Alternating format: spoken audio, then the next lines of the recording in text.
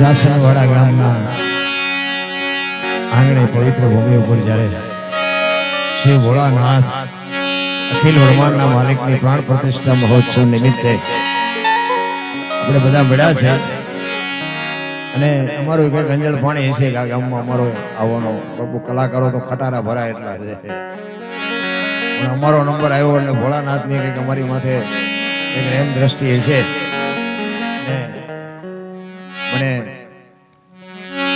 ગમનભાઈ જો કે મેં તો ના પાડી હતી, મેં મારી તબિયત બરોબર નથી કે ગમે એમ કરો પણ કે આવો તો મારું હાલો ભોળાનાથની દયા જે થવું થાય. ઠાકોર સમાજ માલધારી સમાજ મને વાત કરી બધી બાપુ આ જોઈને એકતા જોઈને જ બાપુ અમારી સાથે ફાટે છે. ખરેખર આવી એકતા છે ને એ જ મોટી મજા છે. કોઈ કોઈની પાસેથી લઈ નથી લેવાનું, કોઈ કોઈનું ખાઈ નથી જવાનું. બાપુ એકતા છે ને એની વાત બહુ મોટી છે. હું તો એક જ વાત કરું ગમે ત્યાં પ્રોગ્રામમાં જાઉં ને કે કુટુંબ પરિવારમાં એકતા રાખો, વ્યસનથી આગાર્યો, મા બાપની સેવા કરો, બસ આના સિવાય હું કોઈને કાંઈ ભલામણ કરતો નથી. કથાયું બેહાડો, મંદિર બનાવો, માંડવા નાખો. કથાયું તો બાપુ અત્યારે ગામો ગામ હાલે. કથા કોઈના માલપા ઉતરી એ મને દેખાડો તો ઉતરે નહીં. શું આપણે આ પૈસા ખર્ચીને કરવાનું શું? હે, એક રામ કથા આપણા ગામમાં બેહાડી હોય અને કથાનો વક્તા વાંચતા હોય અને રામ અને ભરતનો પ્રસંગ આવે અને ભાઈ ભાઈના પ્રેમનો જ્યારે પ્રસંગ આવે અને એ પ્રસંગ સાંભળ્યા પછી આપણા ઘરે જો ભાઈ ભાઈનો વિખવાદ હોય અને નાનો ભાઈ જો મોટા ભાઈને બથ ન ભરી લે તો બાપુ કથાનો કોઈ મતલબ નથી. નારાયણ હે, કથા સાંભળ્યા પછી જો દેરાણી જેઠાણીના વિખવાદ ન મટે, હાહુ વહુના વિખવાદ ન મટે તો કથામાં ફાયદો કોને? મંડપ વાળાને, સાઉન્ડ વાળાને, કલાકારને, સાજિંદાને. તમારા ખિસ્સા ખાલી થાય. હું તો ના પાડું છું. ઘણા બધા અમારા કલાકારો ફોન કરે મને કે આવું ન કહેવાય. મેં કીધું કહેવાય તેને ખોટું થોડું હાલતા છે.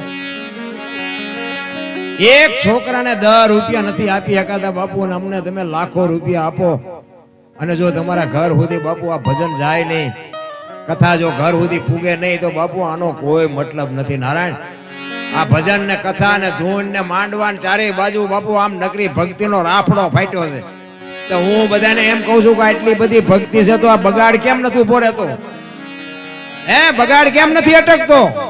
5 ગામ ભેગા બેહીને ધુમાડા બંધ જમે છે, લાખો રૂપિયા દાનમાં આપે છે.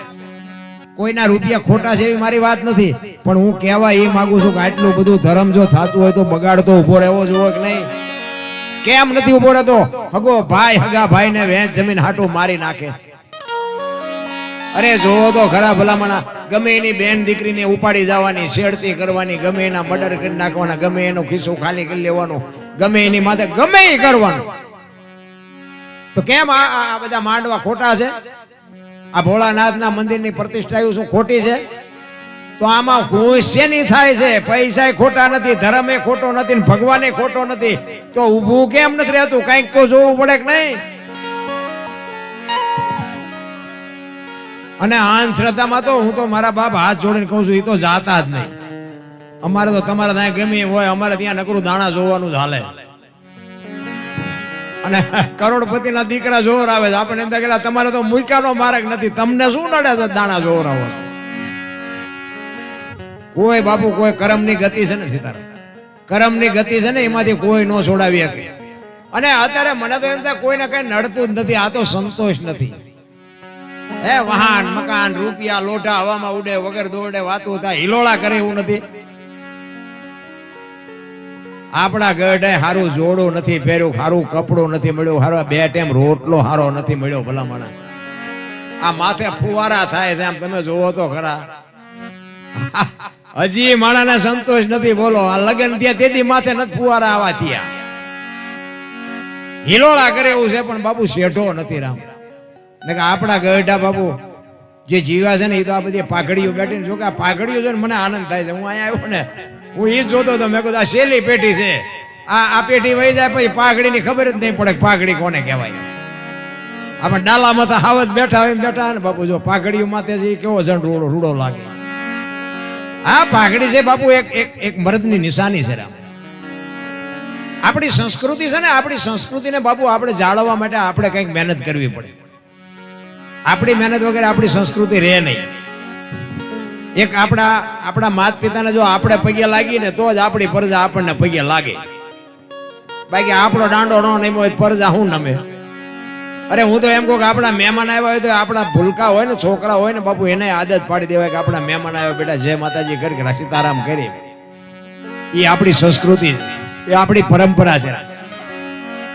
પણ મારો કહેવાનો અર્થ શું છે, જીવન મળ્યું છે બાપુ, 5 તત્વનો દેહ છે મહાપુરુષ. મને તો એમ થાય કે માણા જેવો અવતાર મળ્યો છે. અને એમાંય સતયુગ ને દ્વાપર ને ત્રેતા ની તો બધી વાતો આપણે સાંભળી છે. રામ જાણે કેવો સમય હશે એ તો આપણને કઈ ખબર નથી. પણ મને એમ થાય કે અત્યારે ભલે દુનિયા કહેતી હોય કળિયુગ છે, અત્યારે ઘટે છે હું એ મને કહો. હે સતયુગમાં હરિશ્ચંદ્ર રાજા અયોધ્યાના મહારાજા બાપુ કાશીની બજારમાં રીંગણા વેચે બૈરું વેચ નાખવું પડ્યું. હે અત્યારે બૈરા વેચવાનો વારો આપણે આવ્યો હજી. અયોધ્યાનો સમ્રાટ અને અયોધ્યાની મહારાણી લેવી છે કોઈને બાય, લેવી છે કોઈને બાય. વિચાર તો કરો બાપુ કેવો સમય છે. આપણે અત્યારે લઈને બૂસ મારી દે, બોલો લઈને પાછા નથી દેતા. બૈરા હું વેચવાના હતા. આ તો શેઠો નથી. નકર મને એમ થાય કે બાપુ સ્વર્ગ જેવી દુનિયા છે, આમાં કાંઈ ઘટતું જ નથી. બધા કે સ્વર્ગમાં ઇન્દ્ર ભગવાન સોનાના સિંહાસન ઉપર બેઠા છે, ઇન્દ્રની અપસરાયું છે, અહીંયા ફુવારા છે. તો અહીંયા કોઈક જી આવ્યું હોય કોણ મારે પગ ચાલવા છે? જી આવ્યા કોઈ સ્વર્ગમાં? અરે આ બધું ડીંગો ડીંગ આમ જ હાલે છે. આ બેઠા છો ને સ્વર્ગમાં જ બેઠા છો, જો હવું જ પડતી હોય તો. મને તો એમ થાય કે હું બોલું છું મારો ભગવાન સાંભળે. બોલો હું તો મને આમાં બધા ભગવાન દેખાય, તમને આનો ભગવાન દેખાતો એ તમારો પ્રશ્ન છે. મને તો એમ થાય કે મારો ભગવાન હું બોલું મારો બાપ સાંભળે. ભગવાન ક્યાં ગોતવાનો છે? તમે પોતે ભગવાન છો, પણ બાપુ દુનિયા એવી હળીએ સડી છે ને. હરિદ્વાર વાળા કે સોમનાથ જવું, પાવાગઢ વાળા કે દ્વારકા જવું, તો સાચું ક્યાં છે? સાચું છે અહીંયા કોઈ ગોતતા નથી. ભાણ કે તું ભટકીશ નહીં, મથી લઈ તારા અંતરમાં ઠીક કરીને બેહી જા, પછી કરવું પડે નહીં કાંઈ. આ બોલે બીજો નહીં, પરમેશ્વર છે પોતે. અકલ મઠા અવળા મથે બહાર જઈને ગોતે છે, અહીંયા કોઈ ગોતતું નથી.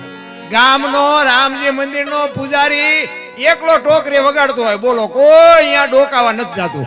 અને ઓલા પણ તમે જુઓ ને દ્વારકા ને સોમનાથ ને પાવાગઢ ને તત્તણથી લાઈનમાં ઉભા રહે. બોલો તત્તણથી. એટલે પણ હા તમારા ગામમાં રામજી મંદિરમાં નથી મેળ પડતો?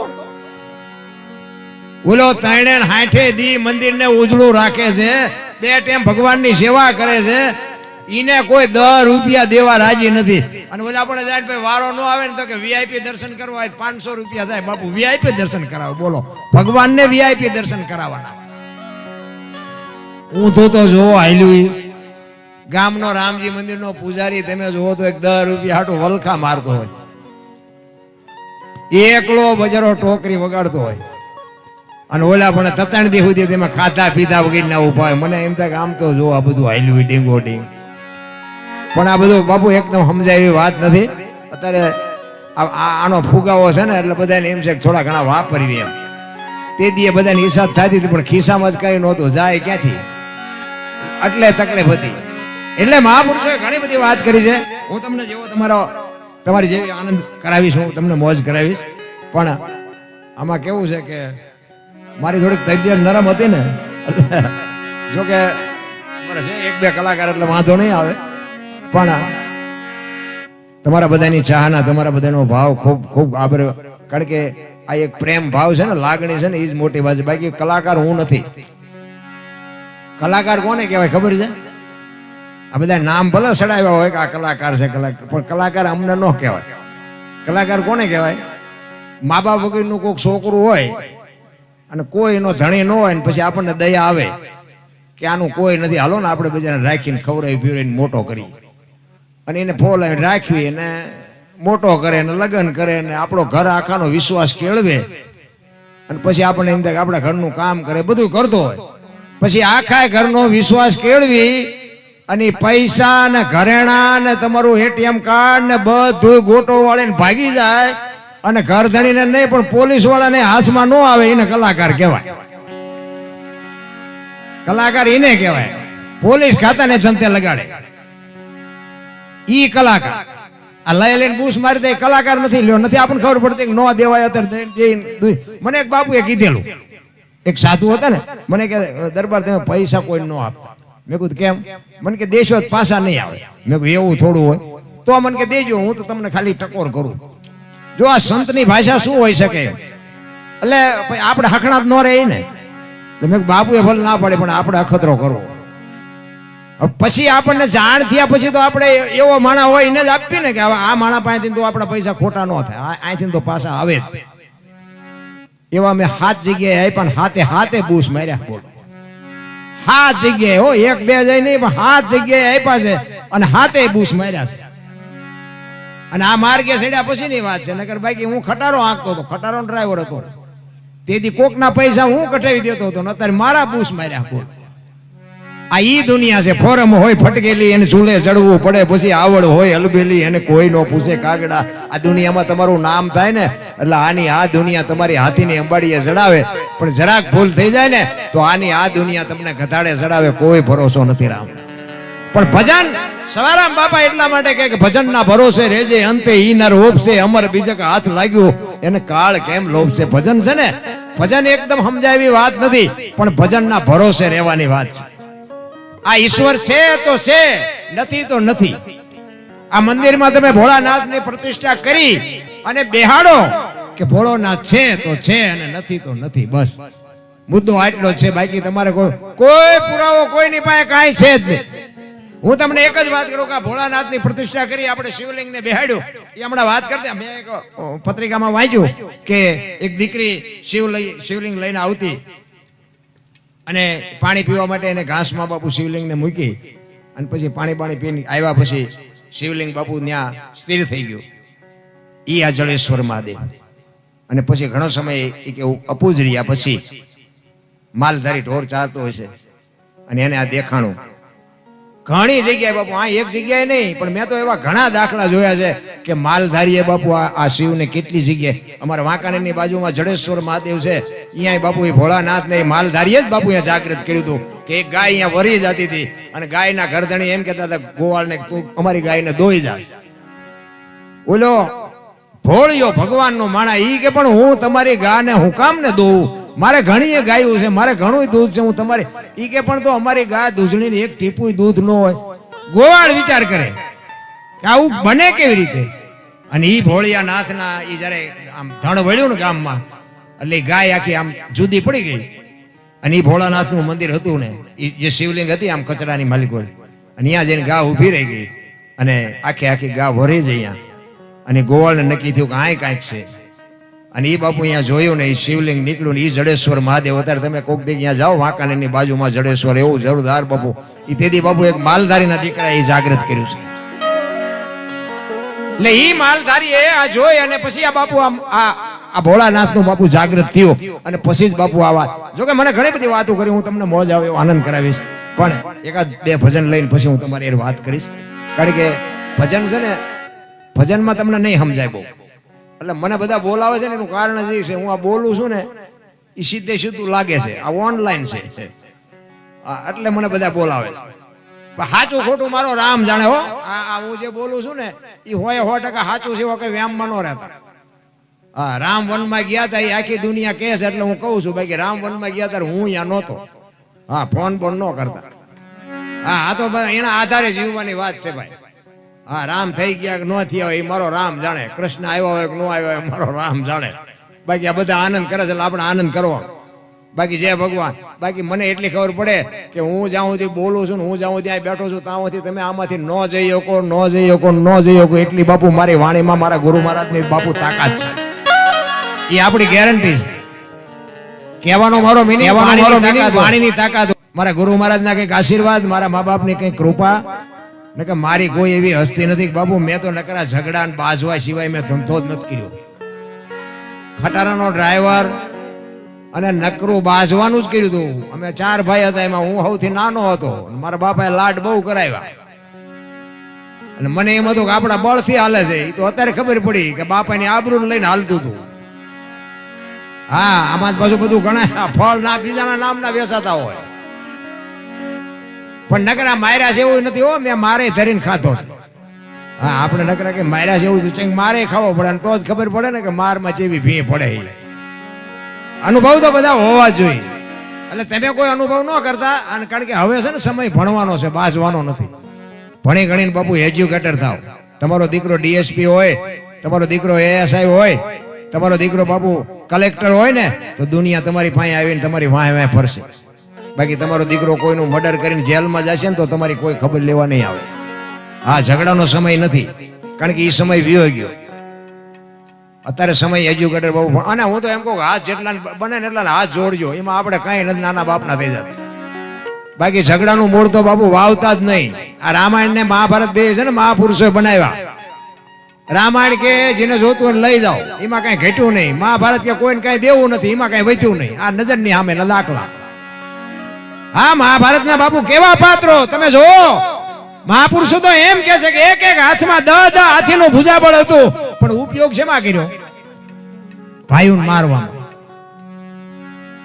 અને છેલ્લે તમે વિચાર કરો, કૃષ્ણ પરમાત્મા જેના પક્ષમાં હતા, પાંડવના પક્ષમાં, એ પાંડવ જીત્યા, હસ્તિનાપુરની ગાદી મળી. પણ એ હવાજ કેવો લાગ્યો? એ કે હાલો હવે હેમાળે હાડ ગાળવા. બાપુ હસ્તિનાપુરની ગાદી એમને નો હંગરાય. એક ધર્મરાજા જેવો ધર્મરાજા પોતાના હકને લડવા માટે પોતાનો પ્રાણ ખોયા પછી આ 5 ફૂટની જગ્યા ન મળી. બાપુ શું કર્મની ગતિ છે? હિમાલય હાડ ગાળવા જવું પડ્યું ધર્મરાજાને. તમારી મારી શું ઓકાત છે? ઝઘડામાં બાપુ મારો તોય ફાયદો નથી ને માર ખાવ તોય ફાયદો નથી. જેટલું થાય એટલું જાતું કરી દો. મારો નાથ તાણે ઘણું કરીને તમને આપશે. હું તો એ જ મતનો માણા. કારણ કે અમુક અત્યારે અમને જરાક મોઢામાં લાકડા ઘાલીને બોલાવે, પણ છતાંય અમારે આમ બાપુ વજન રાખવો પડે કે બેટા તમે થોડાક મોડા ભેગા થયા, નકર 4 નો હિસાબ કરી નાખ્યો હોય. આ સુધર્યા પછી દુનિયા લોહી પીવે છે. ઝઘડાનો બાપુ કોઈ મતલબ જ નથી. અને બે કોરથી ખંખેરે. અત્યારે તમે ગમે આ ઝઘડો થાય ને, આ કોર્ટ કયો કે પોલીસ ખાતું કયો કે જે કયો, બાપુ બે કોરથી ખંખેરે. કોઈ ક્યાંય ન્યાય મળે એવું છે જ નહીં. હું તો જાહેરમાં કહું છું, એના કરતા ઈ સાહેબ કરવા જાવું, પૈસા દઈને ઈ કરવું, એના કરતા આપણે અહીંયા હાથ જોડીને છૂટા થઈ જાય શું વાંધો? કઈ કરવા જેવું નથી. રામ, મા બાપની સેવા કરો બાપુ. મા બાપના આશીર્વાદ તમને ટોચે પોગાડી દે. રામ, અરે હું તો એમ કહું કે તમે આ દુનિયામાં બહાર જાઓ ને, તમારી માં ને તમારા બાપ ને પગે લાગીને જાઓ ને, આખી દુનિયામાં ક્યાંય પગે ન લાગવું પડે, આપણી ગેરંટી ભલામણા. અરે હું તો અહીંયા સુધીની વાત કરું કે તમે કદાચ મા બાપ ને પગે ન લાગો તો કાંઈ નહીં, પણ તમારા હાટું થઈને તમારા મા બાપ ને બીજાની પાસે પગે લાગવા ન જવું પડે એવો ધંધો ન કરતા. મારા બાપ તો હોય, મારો નાથ રાજી થાય. બસ માન બાપના આશીર્વાદ મેળવી લ્યો. જગતમાં બાપુ કાંઈ કરવું મેં સારું કામ કર્યું જ નથી. આ મારા અનુભવ છે એટલે હું તમને ચેલેન્જ થી કહું છું. આપણે કોઈ દી સીતારામે નથી કર્યા, મંદિરે નથી ગયો, કઈ કોઈ દીધું જ નથી. કોઈ માગણે મારી બજારમાં ન આવે. પણ મેં જીવનમાં એક જ કામ કર્યું, મારી માને મારા બાપને બેને હાચવા ને, એમાં અત્યારે બાપુ મારો મેળ પડી. મા બાપ જેવા ભગવાન બાપુ આ દુનિયામાં છે ને કોઈ ગોતતાય નહીં અને જડે નહીં. અને જડે તો મને ફોન કરજો, કાંઈ ભગવાન છે. ખોટી વાત ક્યાંય છે જ નહીં. વિશ્વવ્યાપક નિરંજન નિરાકાર છે, આપણા જેવો છે જ નહીં. ભગવાન બાપુ એમ મળે જ નહીં. ખોટી વાત. કોઈ કહેતું હોય તો બધી ડીંગોળ. મારે તો ઘણા ફોન આવે, આનું શું બાપુ, આનું શું? એટલે હું તો એમ કહું તમારે ગુરુ મહારાજ છે તો કે હા. મેં એમને પૂછજો, મારું હું લોહી પીવો છું તો શું કંઠિયું બંધાવી રખડો છો? ચેલાને કાંઈ જોતું નથી, ગુરુને કાંઈ દેવું નથી, આવ્યા નથી, ગાળિયા નાખ્યા નથી. એમ નથી રામ. ભજનના માર્ગે હાલતા થઈ જાઓ. જેથી સમય પાકે તેથી આંગળી પકડનારો ક્યાંક જડી જાય. સંતની ભૂમિ છે. એમ નામ બાપુ કોઈ ગાણા નથી ગાતું. એટલે જ મહાપુરુષો કે છે. શું કે છે? એજી નથી મફતમાં, એજી મળતા એના તો મૂલ ચૂકવવા પડતા. સંત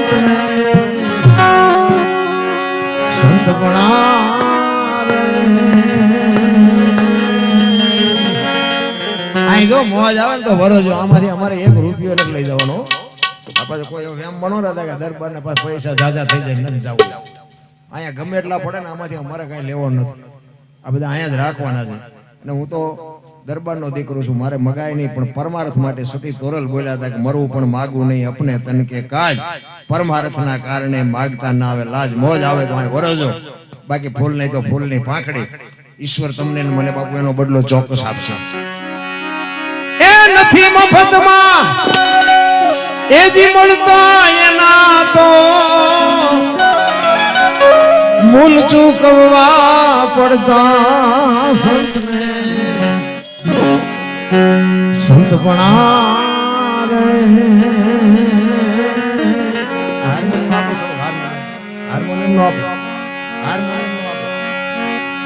એ ભાઈ નથી મફતમાં મળતા નથી મફતમાં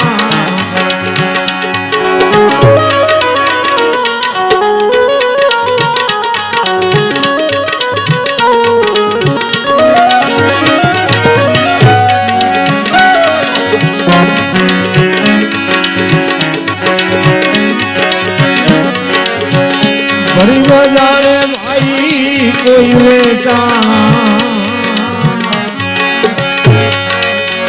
તેલકડામાં કરતા તેલકડામાં કરતા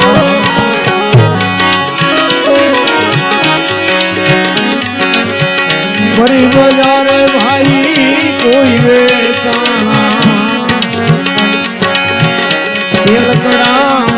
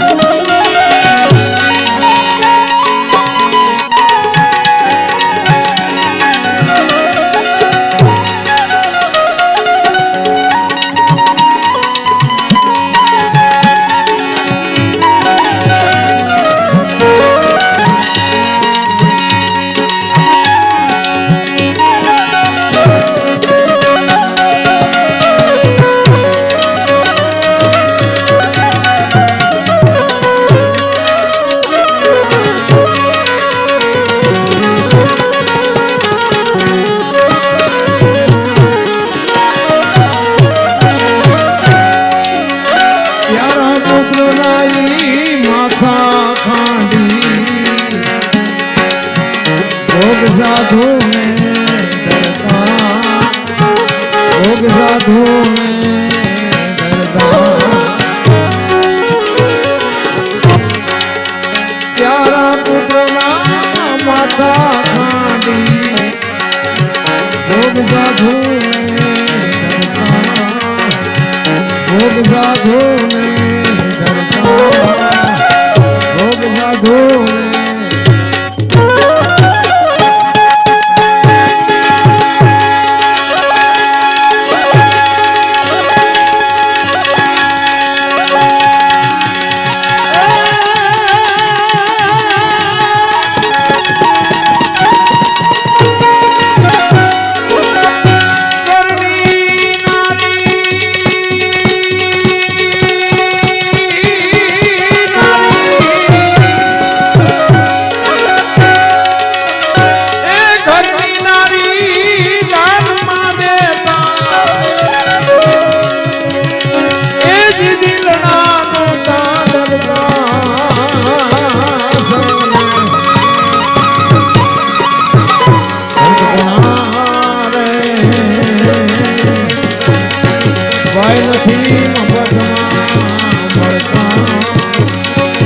નથી મફતમાં મળતા.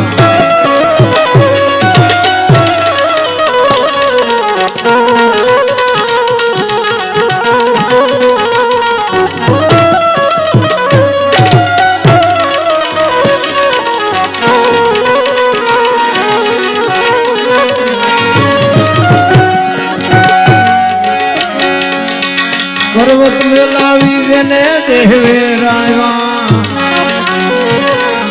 કાળજા કાપી ધરતા કાળજા કાપી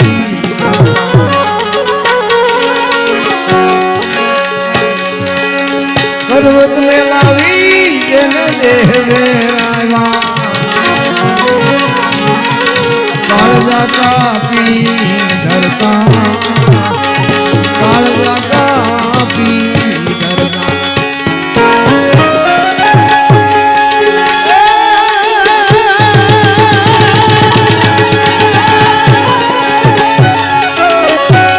આજ રાધોનો સંસારમાં નતો તો જલી જાગમાં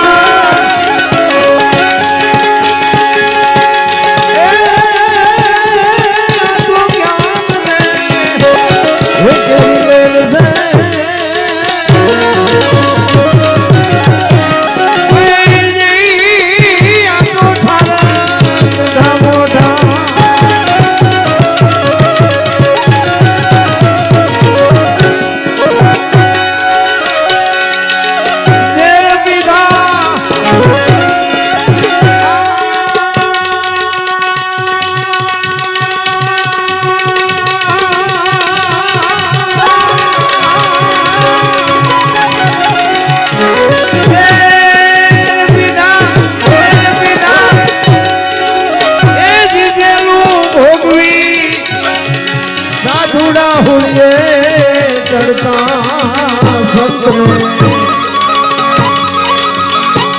સંત ગણારે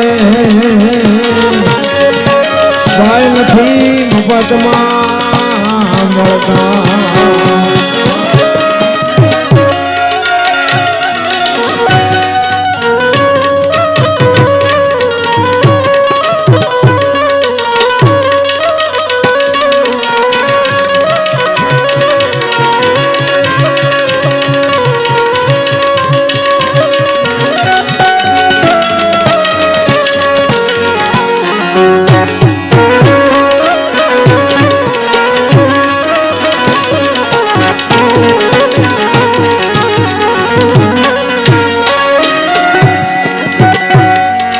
પર દુખે જેનો આત્મો દુખી રુદિયા જેના રડતા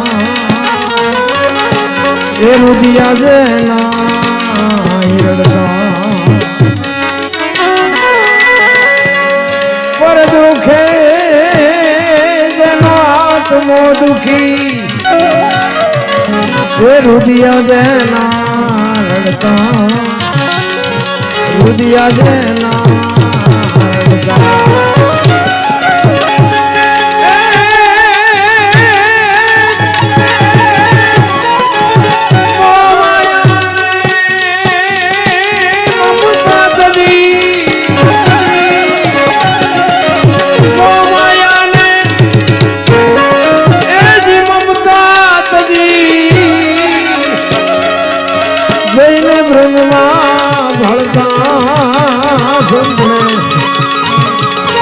સંત ગણારે